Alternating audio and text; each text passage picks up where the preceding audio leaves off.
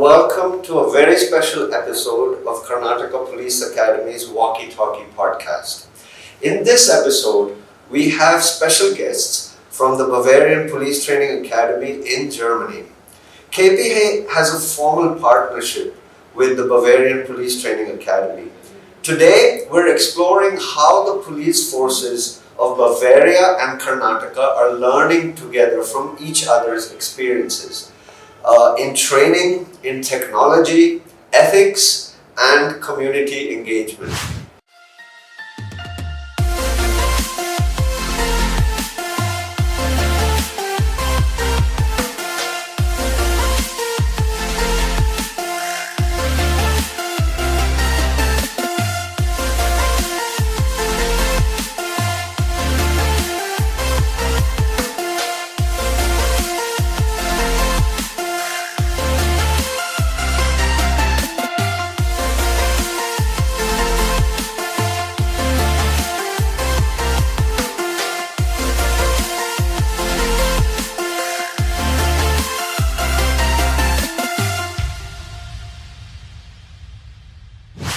Joining us today are our esteemed guests from the Bavarian Police Training Academy, Mr. Manfred Giegel. Mr. Giegel is Additional Director General of Police for the Bavarian State Police, and also we have Captain Ralph Eirainer, who is Additional Superintendent of Police for the Bavarian State Police.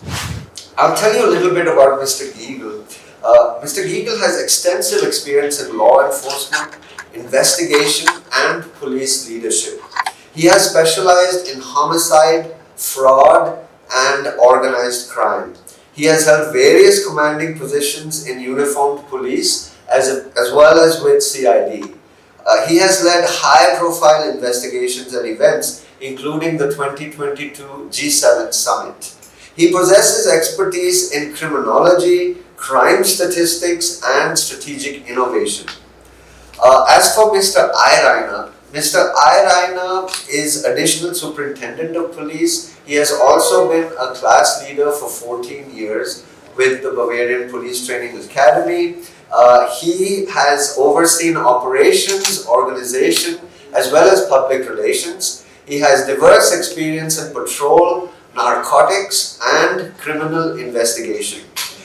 Besides all this, he has international experience with the UN mission in Kosovo. Mr. Giegel, Mr. Eirainer, herzlich willkommen zum Walkie-Talkie podcast. Vielen Dank. Let's begin by yes. Tania Madagalu. Tania Madagalu. What does that mean? I thought it's Canada and it's. Thank you very much. Tania Madagalu. You've recently visited India. You're here. Is this you all's first trip here? Yes, it's our first trip here to India, and the first impressions, they were really great. What did you think about it? When did you arrive?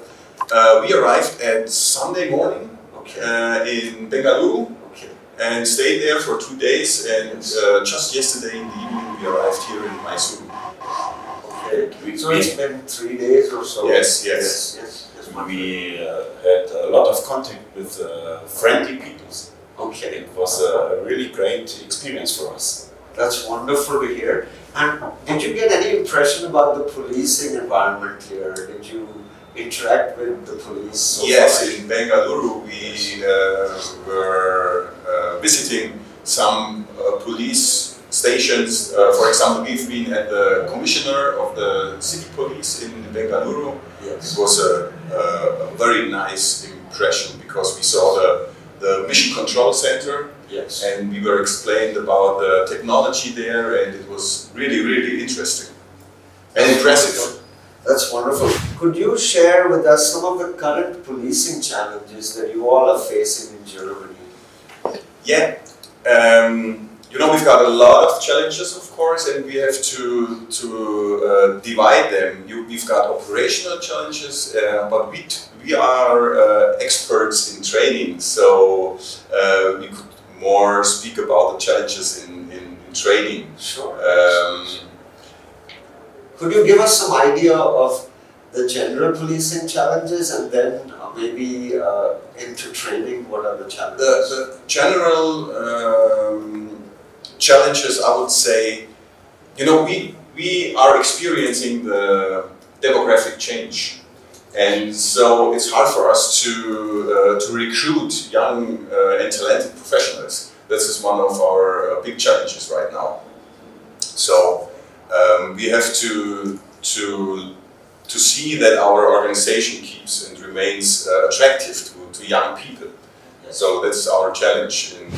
And is it a job for life in Germany? Like in India, it's a job for life. Oh yes. And most people will retire as police officers. It is. Is that how it is in Germany? It's the same, and it's a very safe job because the state is caring about you. You've got a health insurance, and you will get a safe salary, and even the retirement, the money when you are retired is pretty good and safe.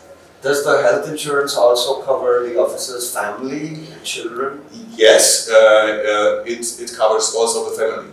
That's wonderful. Yeah. But you have to see it's just a percentage of let's say 70% it's covered, and 30% you have to insure yourself.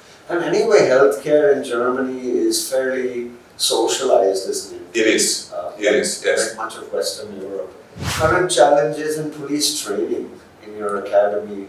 What are some of the things you're facing that are difficult? Yeah, as I told you, we got the problems with the talented young people. Yes. They are today's generation is a little bit different, like we were when we started our police career. Yes. So we have to try to form them to tell them to be a good police officer, and to tell them what is a good police officer. They should be committed and motivated. And So you're talking about attitude. Attitude. Yes, even ethic. And you mentioned ethics. Yes. Yes. Is it a diverse police force in terms of men, women? What's the ratio of men to women? We've got a percentage of around 30% of women in our police, and the training starts when you are 17 years old. You cannot start before 17. Okay. But most of them are around, let's say, between 17 and 22. It goes up to 31. That's the highest age you can have. So their academic preparation is high school. No, not only high school. You've got three possibilities. If you've got the middle school and vocational education, like Yes. carpenter or mason or something like that, you can go to the police. Then we've got the secondary school. You can go to the police, Yes. and high school as well. Okay. So there are 3 tracks. Yes, But they're still fairly young people. they are. Most of them are very young. Yes. And in some ways their personality hasn't fully formed, isn't it? And you're kind of molding that attitude and professionalism. Of course, Yes. they are very young, so we have to form them. We have to tell them, what police officers look like in the society. What are the perception? What is the perception of the society? Is it a very competitive process for a recruit to get in? Is it hard to get into the police force in Bavaria? It's not that easy, I would say. Of course, it's competitive. The selection process is rigorous. It's rigorous. Yes. You can everybody could apply. Yes. And then you have to do a recruitment test, and this one lasts 2 days. Okay. So you have to do physical things, psychological things, written things, stuff like that. Yes. And we have 8 applicants Yes. for one police officer, for one soon-to-be police officer. Okay. And is there a written test, a psychological assessment as well? Yes. And There are physical test? group discussions, for example, Okay. to observe how is somebody behaving and acting within a group. Yes. Group dynamics. and so on. Yes. It's pretty important. When they come in, how good are their communication skills and public speaking, listening, basic communication? Is that good? That's one of our challenges I would like to mention, because as I told you, the young generation, they are used to communicate via WhatsApp or any digital stuff. So they are not used anymore to talk to people, to look them in the eyes when they are talking with them, to have a good appearance, and that's a challenge we face. That's very similar to our situation as well. Yeah. Because it's the same generation, It whether is. it's in Germany or Karnataka. It's a global thing. Yes, yes. How do you teach them, for instance, leadership skills? I would say leadership skills is not a big focus at the beginning, because we are doing our induction training.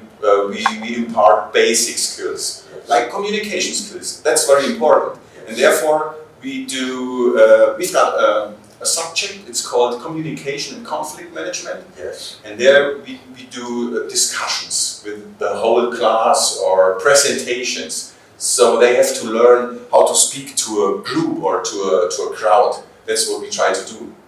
What kind of teaching methodology are you using in the classroom?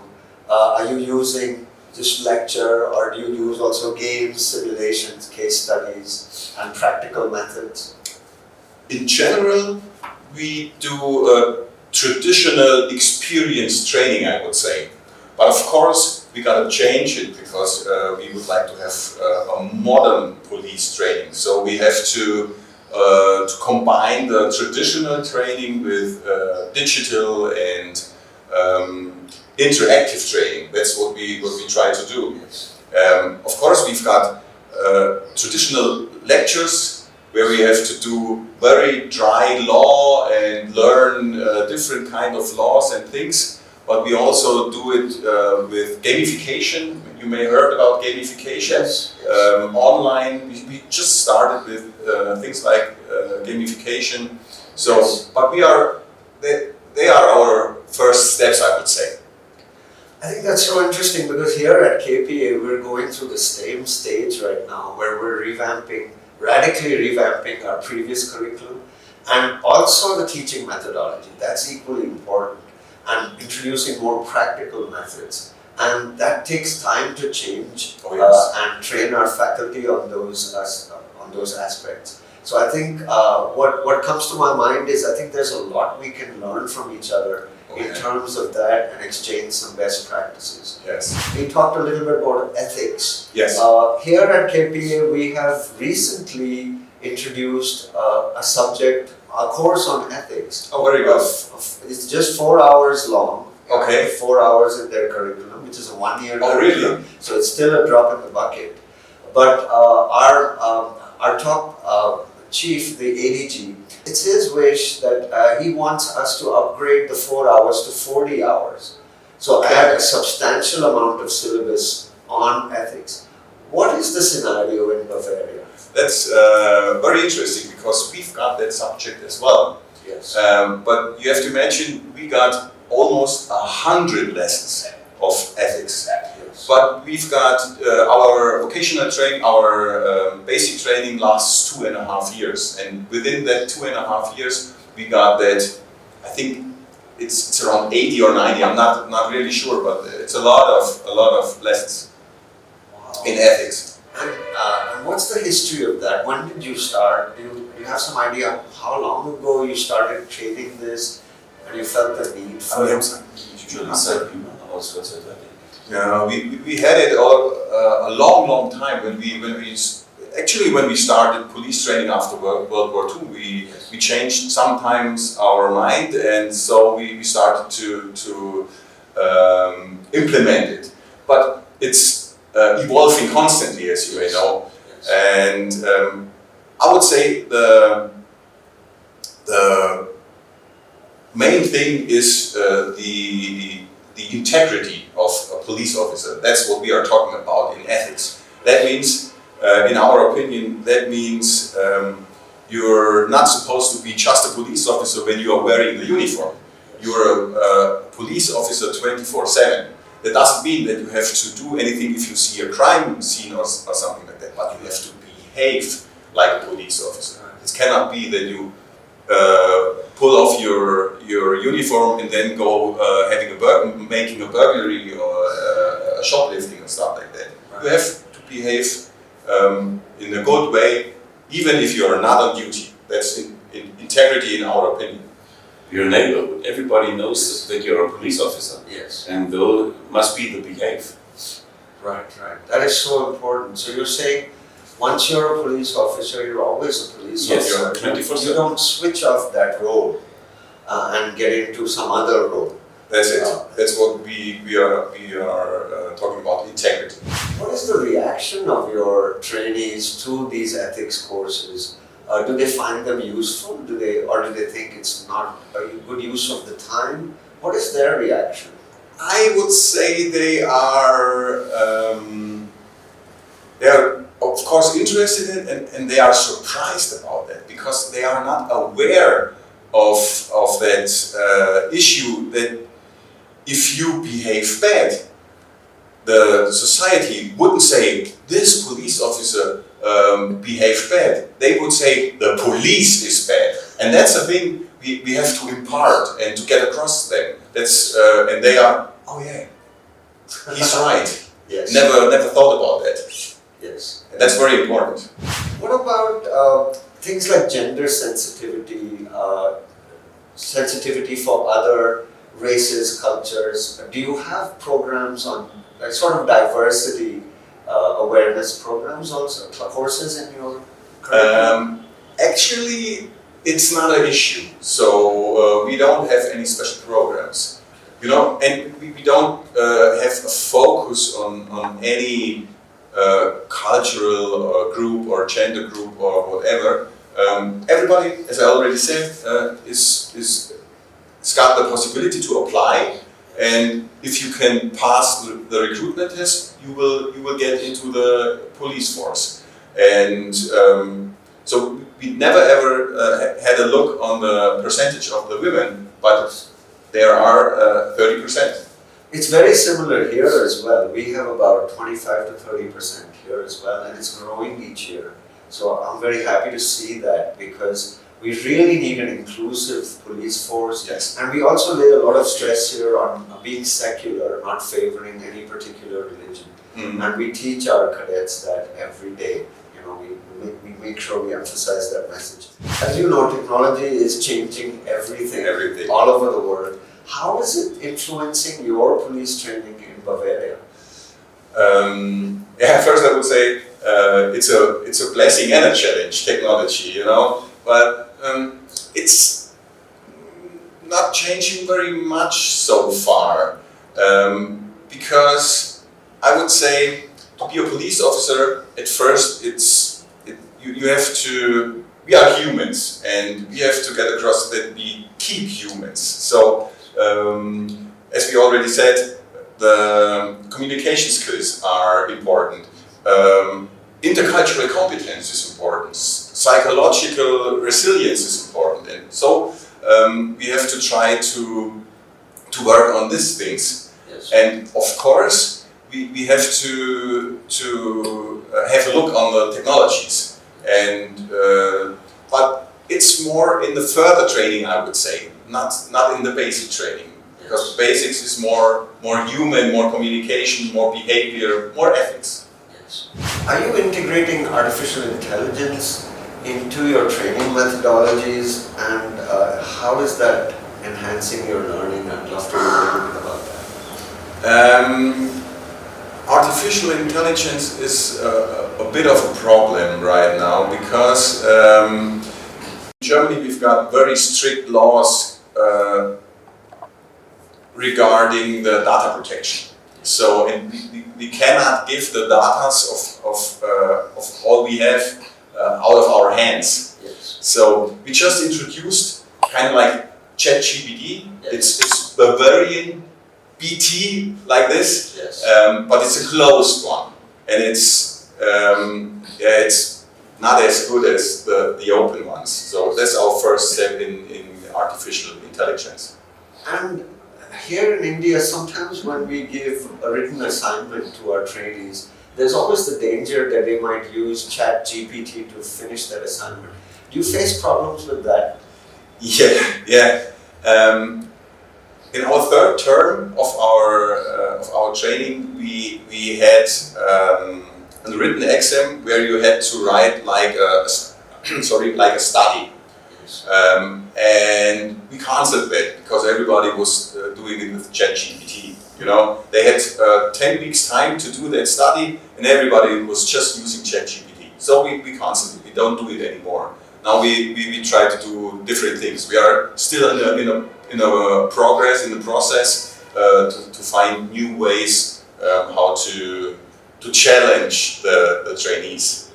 I'm curious, Ralph, what subjects do you teach? What aspects of training do you teach? I was a teacher in general police law, Yes. and we call it supplementary security law. I don't know if you can imagine what that is. It's like narcotics law, foreign law, weapons law. That was my subject. How closely, I know Germany is a member of the EU. Yes. So how closely do you work with other EU police forces in other countries? It depends on the issues. Right. For example, narcotics. We've got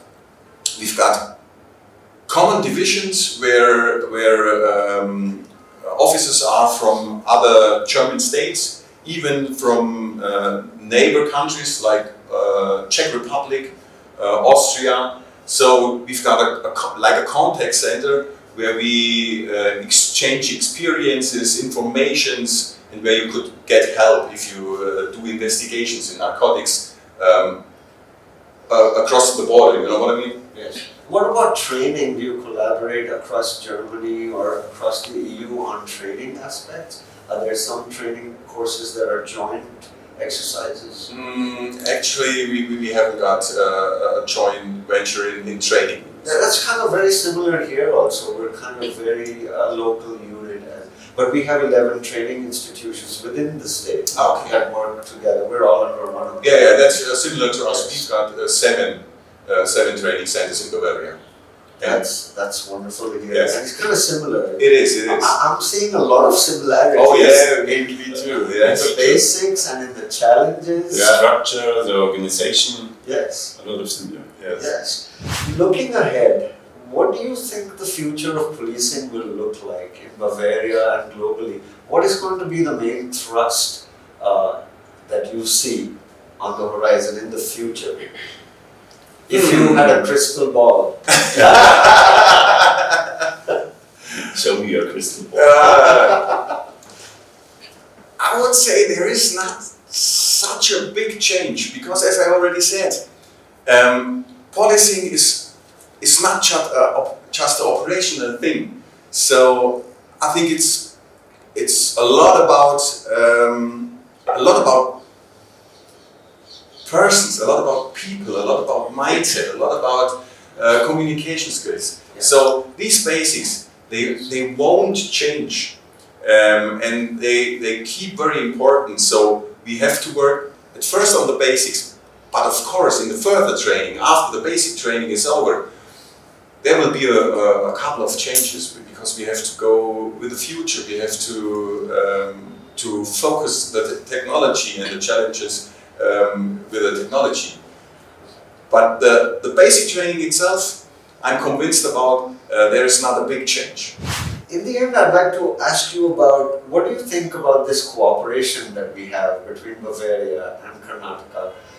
Where do you see this cooperation headed? What are the key areas of cooperation in your mind?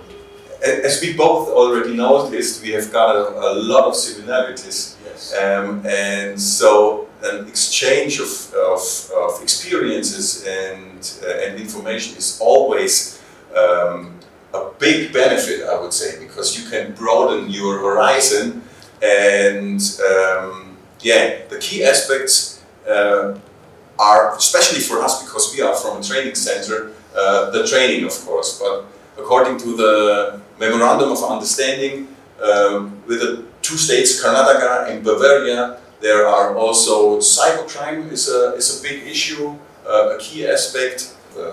And I think in this talk that we've had today, we've identified a number of areas where we can further collaborate because we have such similar situations and challenges. Just the cultural context is very different. It is. But at the end of the day, there are so many similarities. Yes. Finally, what are your what do you think for the future? When do you think you'll come back to KPA and see us again? We would love to, of course. At the moment, we try to figure out what are your challenges, and we saw already a few of them. And now, after our exchange, we have to think about how can we support each other with our experiences, and we love to be back maybe next year, or even a delegation is coming to Bavaria.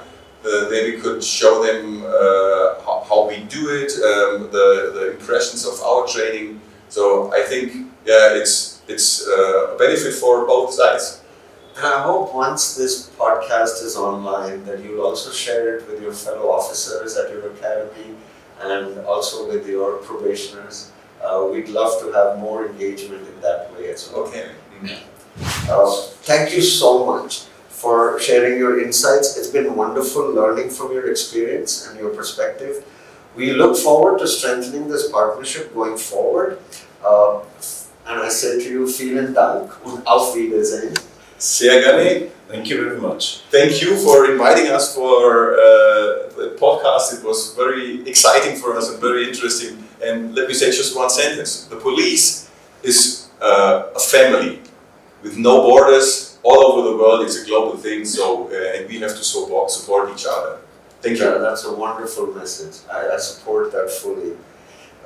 Thank you so much for watching this episode. We look forward to seeing you soon in our next episode of Walkie-Talkie. We hope you've enjoyed this episode, and we look forward to seeing you again very soon. Thank you. Thank you.